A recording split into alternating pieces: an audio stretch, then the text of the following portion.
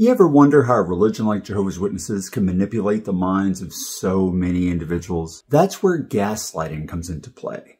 Gaslighting is a sinister psychological tactic used to make someone doubt their own reality and sanity. Imagine constantly being told your feelings are wrong, your memories aren't accurate, or your thoughts are misguided until you start believing it too. This is more than just a mind game. It's a potent form of psychological control. The term gaslighting originates from the play Gaslight that was written by Patrick Hamilton in 1938, and it was later adapted into a popular movie titled Gaslight in 1944, starring Ingrid Bergman and Charles Boyer.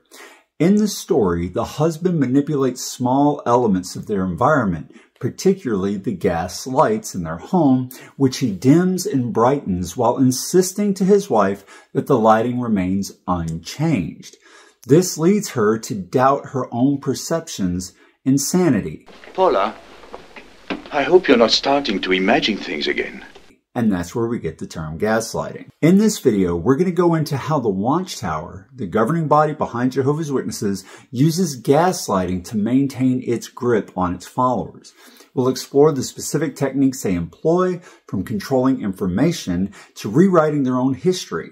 We'll also look at the profound effects this has on individuals, shaking their mental health and distorting their view of the world. And most importantly, we'll discuss how people are fighting back, reclaiming their reality, and supporting each other through their recovery.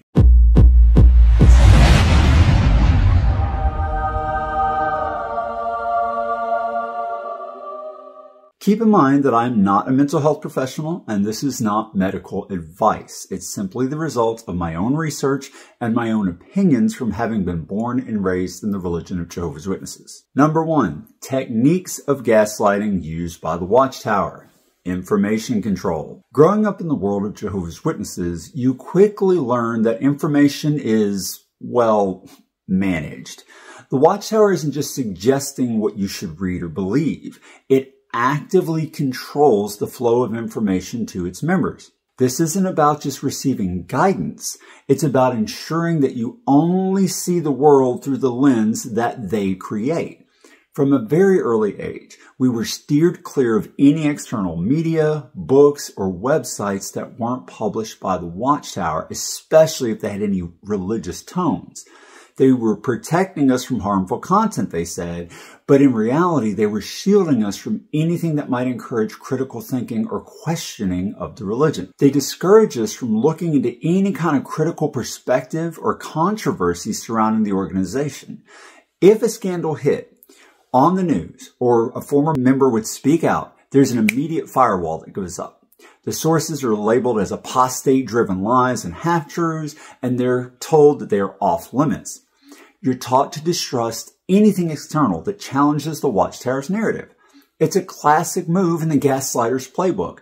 Isolate the victim from any conflicting information, making the controlled environment the only reality that they know. This tactic is incredibly effective. By monopolizing what information we access, the Watchtower could craft and maintain a specific worldview among its followers. We were living in a bubble, one that was very hard to pop, even if you started to feel the pinch of doubt. This isn't just about keeping the flock safe. It's not about that at all. It's about ensuring that they can't see the bars of their own cage. Just try to talk to any member of Jehovah's Witnesses using external non-Watchtower sources and watch how their eyes glaze over. Second tactic is shaping reality. In the world of Jehovah's Witnesses, the Watchtower doesn't just influence reality. It tries to dictate it. One of the most disorienting tactics that they use is presenting their own narratives as the absolute truth. This isn't about promoting a faith-based belief system, but that's what they'll tell you it is. It's really about establishing an unchallengeable version of reality. They lay down the script, and as a member, you're expected to follow it without question. Everything from biblical interpretations to predictions about the end times, it's all served up as the ultimate truth, with no room for personal interpretation or debate. But the control doesn't stop with just imposing narratives. The Watchtower also revises its own doctrines whenever it's convenient, and then denies having ever preached differently, or at least hides that it ever did so. Armageddon, coming in 1975, is a prominent example of a teaching that they were proclaiming with utter certainty 1 year, only to be subtly replaced and then completely denied later on. Past publications get edited, like in January 8, 1989 Awake, and modified teachings are presented as new light, a term that they use to make doctrinal flip-flops seem like spiritual progress. This rewriting of history creates a shifting foundation, making it incredibly difficult for members to trust their own memories or their beliefs. You begin to question your understanding and wonder if you ever really knew the truth at all, or at least you believe that you can't know it without them. And this manipulation of reality is a powerful form of gaslighting because it continuously undermines your ability to trust what you've seen, heard, and learn. It keeps you dependent on the organization for the current truth, trapping you in a cycle of dependence and doubt. It's about ensuring that they can never stray because the truth they're taught is ever changing, and the only people who have access to the updated truth is the governing body. The third tactic is creating doubt. Creating doubt is a masterstroke in the Watchtower's gaslighting playbook. It's not just about molding reality, though they do that too. It's about making you question your own senses and thoughts. You ever have a memory that didn't quite align with the new truth the organization presented? Well, in the world of Jehovah's Witnesses, you are subtly encouraged to distrust your own recollections and lean on the updated teachings from the Watchtower. It's confusing, but it also eats away at your confidence in your own perceptions and understanding. It fosters a kind of mental dependence that's very difficult to shake, especially if you're born and raised in the religion. And then there's the spiritual worthiness aspect. That plays a big role. The Watchtower implements doctrines that are designed to make you constantly question your spiritual state. Are you doing enough? Are your prayers sincere enough? Are your efforts in preaching and going to meetings adequate? Are you reaching out for more privileges? Can you do more? This continuous scrutiny and the elusive standards keep you in a perpetual state of spiritual insecurity. It's a way to keep you striving, but more insidiously, keep you feeling like you are never quite worthy. You're never quite doing enough. You're never quite sure of your standing with God or His organization. And the relentless installation of self-doubt, it serves a very specific and clear purpose. It keeps you reliant on the Watchtower for validation and direction. By undermining your confidence, the organization positions itself as the sole arbiter of truth and worthiness. And that effectively tethers your spiritual and emotional well-being to their dictates. This is a powerful controlling dynamic that keeps many people firmly within the grip of the Watchtower organization, too uncertain of their own judgments to make a leap to independence. Now let's talk about the effects of gaslighting on these individuals, what it does to them, starting with their mental health consequences. Keep in mind, I am not a mental health professional. This is just my opinion based on what I've studied. The toll on a person's mental health of being subjected to this kind of gaslighting, it's profound. When you grow up in a world where your reality is constantly manipulated, it shouldn't be a surprise that anxiety and depression become familiar companions. As a member of the religion of Jehovah's Witnesses, the incessant doubts about your memories, your beliefs, and your worth can create a daily mental battle. And anxiety often stems from the fear of not doing enough or not being good enough for salvation. And the depression can creep in from the feelings of isolation and unworthiness that those teachings promote. Just look in the comments on any Exjw video that discusses depression. You'll see how many people this has impacted. But maybe even more troubling is the cognitive dissonance that sets in when your internal beliefs don't match the narrative you're being fed. It's a mental strain that's not just uncomfortable, it can be agonizing. Your brain is trying to hold two conflicting beliefs at the same time, like believing in the benevolence of Jehovah while also seeing that He's going to destroy humanity at Armageddon. And this dissonance can lead to profound mental health crisis as you struggle to try to recognize and reconcile these opposites. For those who do manage to break away, the journey isn't suddenly easy. Many former members report suffering from PTSD, a result of years of mental conditioning and emotional suppression. The effects can linger long after you leave, with triggers that bring back those feelings of fear, guilt, and anxiety that were instilled by the organization. The road to recovery can be very long, as individuals have to rebuild their trust in their own perceptions and learn to navigate a world without the restrictive frameworks of the Watchtower. This healing process is crucial, and it involves unraveling the deep-seated beliefs and fears that are instilled over a lifetime. Some people choose not to do it. You see, some people jump out of the frying pan into the fire. They leave the religion of the Watchtower and Jehovah's Witnesses and join another fundamental high control religion. Now, to be clear, I have no issues with people being religious or spiritual after they leave. It's just when you see them go from one high control group to another that you can see that they're not moving on in healing. All right, now let's get into the social and familial impact, which is huge. The social and familial impact of Watchtower's gaslighting can be just as devastating as the mental effects it has on the individual. Inside the religion of Jehovah's Witnesses, there's a stark line drawn between those in the faith and everybody else, which inevitably leads to strained relationships, particularly with family members who aren't part of the religion. Now, imagine the tension of trying to maintain bonds with a loved one who the organization views as spiritually dangerous or undesirable, who's going to die if they do not come to Jehovah. This often results in interactions with non-witness family that are fraught with guilt and pressure, or worse, completely severed in the name of religious loyalty. But the social isolation extends beyond just your family. As witnesses, we were discouraged, essentially forbidden, from forming close friendships with anyone outside the organization. We were taught to distrust anyone who wasn't a witness, and this creates a bubble that's incredibly hard to step out of because your entire social network is tied to the religion. Leaving or even questioning the Watchtower's teachings doesn't just mean a personal crisis of faith. It threatens your entire social and support network. The fear of being cut off, not just from your spiritual community, but from your entire social structure, that's a powerful tool to keep members compliant and isolated from broader social influences. The isolation can have profound long-term effects on social skills and emotional health, making it incredibly difficult for former members to integrate back into society. They often find themselves needing to learn basic social interactions and cultural norms that were irrelevant or discouraged in their previous lives. Again, read the comments on some of the Exjw videos. You'll see this. Rebuilding or even building new relationships from scratch without the foundational social skills others just take for granted, that adds another layer of challenge to the recovery of someone who leaves the religion. I know this from experience. Beth and I both struggled with these things for a long time after we left the cult. On the positive side, we were able to learn these skills and build a strong social network. Integration with the world outside is possible, and it's very rewarding. So if you're struggling with this, you can do it.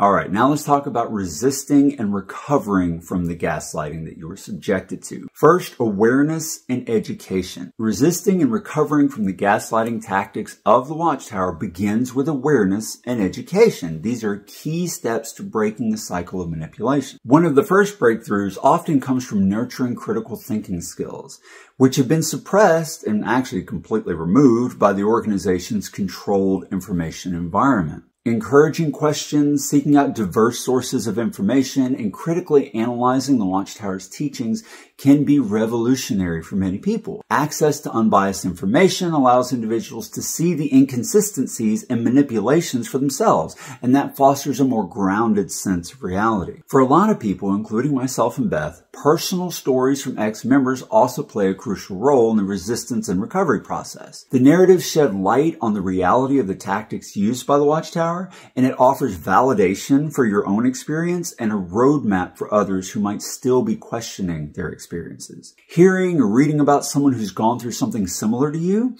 with similar struggles, and yet comes out on the other side, can be incredibly empowering. It doesn't just break the sense of isolation imposed by the organization, but it also builds a community of support that can help guide you in your recovery. These stories can demystify the process of leaving, highlight the common challenges that people face during their exit and after their exit, and provide reassurance that recovery, even though it's hard, is very possible and many people have done it. This shared knowledge and community support are essential for dismantling the gaslighting framework and helping individuals to reclaim their autonomy and the real truth of their own reality. Now let's talk about the support systems.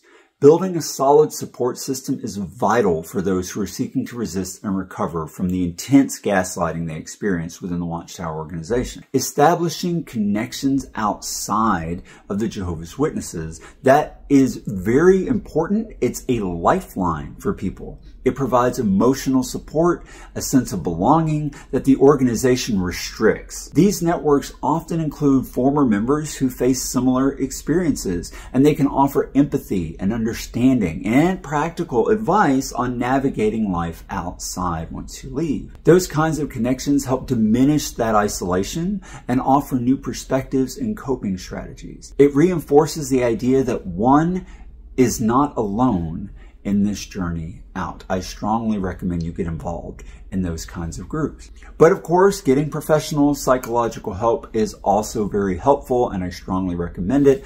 I know this from experience that a therapist or counselor can help you understand and heal from the psychological trauma caused by years of this kind of intense gaslighting. The professional intervention is often necessary to address complex issues like PTSD, anxiety, depression, that kind of thing. A psychologist can provide tools for rebuilding your identity and your self-esteem, which the organization has completely undermined, or at least tried to. And they also offer strategies for managing relationships and adjusting to new social norms outside of the religious context. Together, these support systems, both informal networks and professional help, they form a comprehensive approach to healing. They don't just aid in the immediate aftermath of leaving the Watchtower, but they also help the long-term adaptation in mental health.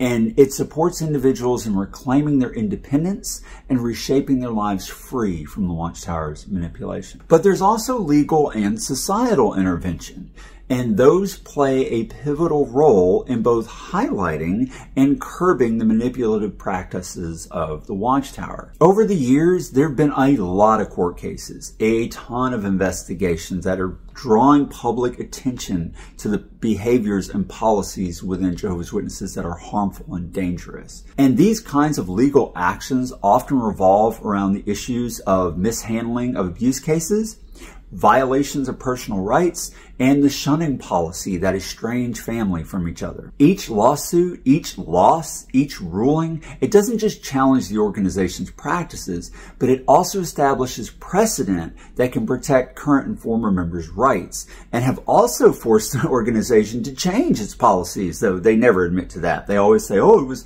new light from God. But how convenient that God quickly got in touch with the governing body after they lost the lawsuit, isn't it? And in addition to the legal challenges, the media and various social campaigns, YouTube, these kinds of things have been instrumental in exposing the Watchtower's tactics and their impacts on individuals. Documentaries, videos like this, news articles, blogs, social media platforms, they all serve as powerful tools for raising awareness and educating the public about the reality of life inside the religion of Jehovah's Witnesses. So many people don't understand how dangerous it is. Every person I've ever worked with outside has been surprised, with very few exception, about the kinds of things the witnesses do. They just don't know. And so putting all of this out there, people sharing their stories, contributing to this larger narrative, it creates a challenge for the organization's controlled information environment. They've been exposed by all this. The media exposes them, and that fosters a broader social understanding, which can lead to increased empathy and support for the people who leave. Social campaigns that are driven by former members and human rights advocates, they also amplify these stories, and it pushes for societal and legal change to the organization. And by bringing these issues into the public eye, they mobilize community support. It creates pressure for reform, and it ensures that the voices of those who were harmed by the Watchtower's practices are heard and validated. And that kind of social engagement is crucial, not just for supporting survivors, but also for holding the organization accountable for its action. Government inquiry into the religion's harmful practices have taken place in dozens of countries, including Australia, the UK. There are active inquiries in Norway and in the United States, specifically in Pennsylvania, among others. In Pennsylvania, at least 16 of Jehovah's Witnesses, mostly elders and some others, have had charges brought against them because of their action. I know this has been a really heavy topic, But it's vitally important, if you're a former member of Jehovah's Witnesses, that you understand how Watchtower manipulated you, how they controlled you. Their gaslighting tactics and the psychology behind it, understanding that helps you deprogram yourself and remove that indoctrination that they forced on you without your consent, especially if you were born into the religion or came into it when you were really young. We got into the stark realities of how Watchtower employs gaslighting to control its members through tactics like information control, shaping your reality, and creating self-doubt. Those methods don't just manipulate your perceptions, but they leave deep mental scars, and that can affect you both psychologically and your well-being and the social fabric of your entire life. Fortunately, there are paths to recovery, which hinge on awareness, education, building a support network, and getting legal as well as social support. It's crucial that we foster critical thinking and support for those who are struggling within and recovering from this religion. We need to advocate for transparency and accountability and push back against any institution that manipulates and controls to maintain power. Not just Jehovah's Witnesses, but any institution that does that. The human spirit is remarkably resilient. Despite the deep-rooted challenges in this, many people have reclaimed their freedom and are healing from manipulation. I've healed. I've built a normal life completely free from the indoctrination and control. Beth has done the same. Our kids are free. If you've seen me and Jimmy on the Roundtable videos, Jimmy has done the same. So many people have. If you're still struggling, know that you can be free too. The journey out will show you your strength and the enduring hope that guides those seeking a life defined by their own truths, not the ones that were imposed upon them by the Watchtower. We can do this together. We can stand against their manipulation. We can support recovery. We can celebrate every step taken towards genuine freedom and autonomy. That's what I think anyway. I would love to know what you think, so be sure to leave a comment below. If you appreciated this video, please click like and share it with other people you think it might help. Don't forget to subscribe to my channel to receive more videos like this. And if you want to support the work I'm doing, you can click the join button below to become a channel member. If you don't see that button, there's a link in the video description that also will let you become a channel member. I appreciate y'all. I love y'all. And as always, thanks for watching.